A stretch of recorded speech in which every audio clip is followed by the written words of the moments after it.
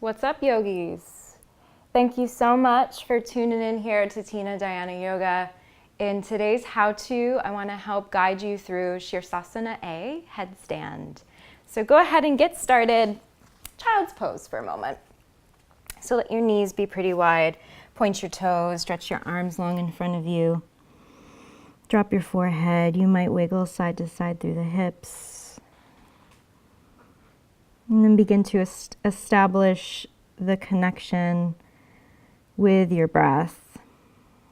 Even adding a slight whisper back of the throat for a little ujjayi, ocean breath.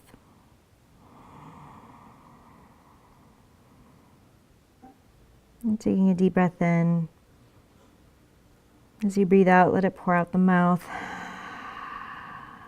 So just letting go of any expectation, right? As we begin to lift the head. Rising up into all fours on your forearms, okay? So bringing your knees right underneath your hips, your elbows right underneath your shoulders. So often that means a little bit more drawing in through the elbows. What I've found is that people tend to go a little bit wider than actual shoulders width distance, okay? So make sure that you're right there aligning the joints. And then go ahead and interlace your hands. So this pose is called headstand, but the funny thing is that a lot of the work that's happening in this pose is in the arms, right? Because we don't just want to dump all of the weight onto the crown of our head. That can be really damaging to our neck spine there, cerebral spine. So we want to make sure, right, that we're super pressing our elbows down into the earth and then wrapping your shoulders back away from the ears and then into their sockets, okay? So really strong arms here.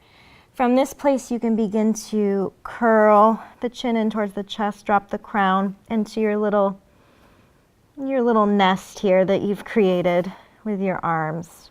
You can totally stay here. This is already an inversion, right? The head is below the heart.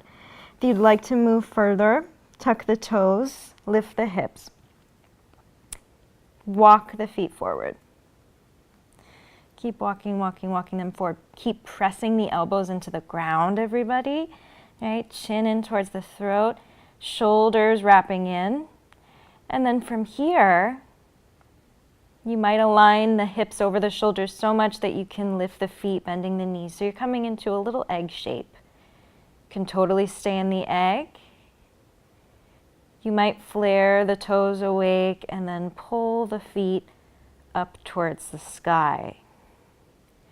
Keep your big toes touching. Keep your thighs internally rotating. Right? So it's a spiral of your inner thighs back.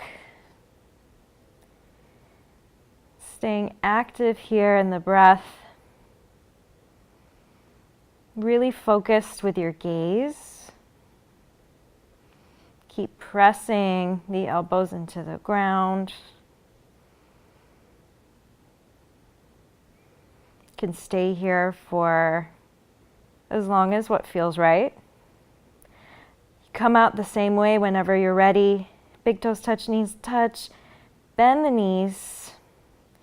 Heels towards the seat, and then begin to shift your hips back as your knees come forward and then down into your belly.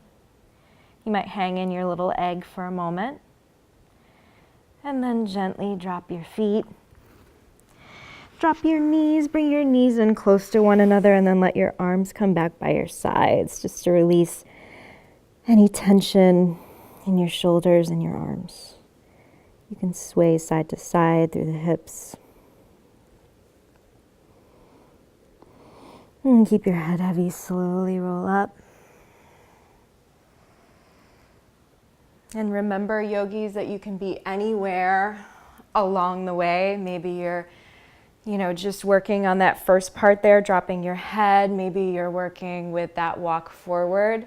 That's a very important step there. So take your time, trust your own process, and know that you're exactly where you should be right at this moment.